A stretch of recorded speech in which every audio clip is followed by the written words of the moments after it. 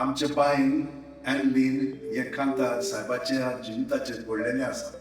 तर त्या भुरग्यांक हें केलेलें आसा की तुमी सगळ्यांनी पळोवंक जाय आनी तितलेंच न्हय, शेअर करूंक जाय, लायक करूंक जाय आनी दुसऱ्यांकूय तें पळोवन ताका आमंत्रण दिवंक जाय. हे भाशेन ताका खूब तेंको दिवया आमी आनी हाचे भाशेन खूब भुरगीं ह्या फुडें आनिकूय रचतलीं म्हण म्हाका खात्री आसा.